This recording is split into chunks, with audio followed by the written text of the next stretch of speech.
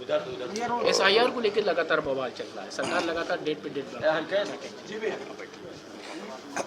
एक बात तो बिल्कुल साफ ये समझनी चाहिए, एक बात ये साफ होनी चाहिए कि जो हमारी कॉन्स्टिट्यूशनल बॉडी है, इलेक्शन कमीशन, उसकी जिम्मेदारी है कि सभी के वोट बने और सावधानी से बने और बहुत सिंसियरली वोट बढ़ना चाहिए।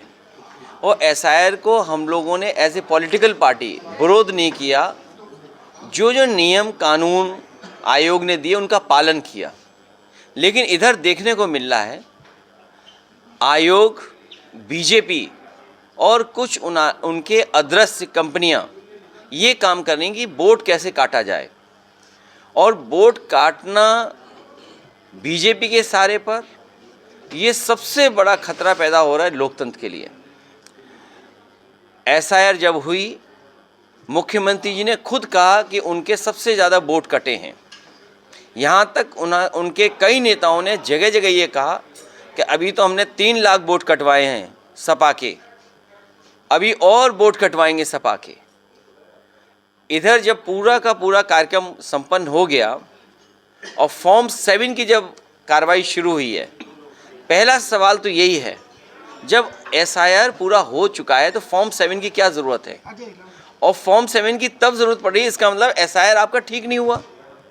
जो आपने रिवीजन किया है वोट का, इंसेंटिव रिवीजन जो किया आपने, इसका मतलब ये हुआ फॉर्म 7 इसलिए भरवा रहे हो कि SIR पे आपको भरोसा नहीं है, मैपिंग अनमैपिंग पे भरोसा नहीं है। और फिर मैं तो धन्यवाद दूंगा द्वापर और त्रेता के लोगों का, जिसमें दशरथ और नंदलाल ने हमें बचा लिया। दशरथ जो बगल की विधानसभा है, उसमें कई 100 फॉर्म पे उन्होंने दस्तखत किए थे, और बीजेपी के लोगों ने नंदलाल से दस्तखत कराए जो अंगूठा मारते हैं। वो नंदलाल खुद पार्टी ऑफिस में चल कर के आए थे, और ये बात साबित हो गई कि फॉर्म 7 भारतीय जनता पार्टी के लोग फर्जी बनवा रहे थे।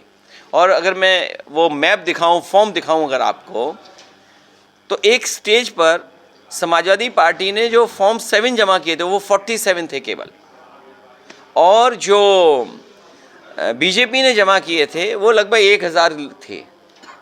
लेकिन अज्ञात लोगों ने 1 लाख से ऊपर फॉर्म भरे थे, और वो भी लास्ट समय जब फॉर्म 7 की डेट खत्म हो रही तब। ये अज्ञात लोग कौन हैं? अगर आप अज्ञात लोगों का एनालिसिस करते हो तो आप पाते हो कि ये बीजेपी के इशारे पर वोटर लिस्ट से नाम निकाल करके वोट काटे जा रहे हैं, और 1 लाख में सबसे ज़्यादा PDA के लोग हैं, पिछड़े हैं, दलित हैं और मुसलमान भाई लोग हैं। तो ये कौन सा तरीका बीजेपी अपना रही है? हम सब गांव में रहते हैं, आप कोई PDA का आदमी किसी अगड़े का वोट नहीं काट सकता। मुझे एक उदाहरण दे दो गांव में जहां PDA समाज के ने दस्तखत कर करके दिया हो और किसी भी भारतीय जनता पार्टी का वोट कटवा रहे हो, दीजिए हमें उदाहरण।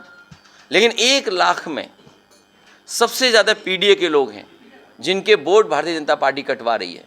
जब ये फॉर्म 7 में पकड़े गए तो अब क्या कह रहे हैं? हम नोटिस भेज रहे हैं, और जब नोटिस भेजेंगे तो जिसका वोट कट रहा है या जिसका वोट नहीं है उसको कितने चक्कर काटने पड़ेंगे अधिकारियों के। ये डेटा जो मैं निकाल के रखा हूँ, समाजवादी पार्टी का एक समय पर केवल 47 थे, बीजेपी ने 1729 भरे थे, और ये जो अज्ञात हैं 1,14,000 हैं। तो ये अज्ञात लोग कौन हैं? ये अज्ञात लोग सब बीजेपी के लोग हैं, जिसमें नकली दस्तखत किए हैं। इन्होंने बड़ी कंपनी हायर की है, बड़ी कंपनी, कोई बड़ी कंपनी को पैसे दे करके हायर किया है, वोटर लिस्ट से नाम निकालते हैं, किस बूथ पर वोट कटवाना है, किसका दस्तखत कराना है, वो सब कार्रवाई कर रही है। इसका मतलब ये है कि भारतीय जनता पार्टी और चुनाव आयोग मिले हुए हैं। भारतीय जनता पार्टी अपना झंडा चुनाव आयोग को भिजवा दे, जिससे चुनाव आयोग अपनी बिल्डिंग पे भारतीय जनता पार्टी का झंडा लगा ले। UGC बिल को लेकर लगातार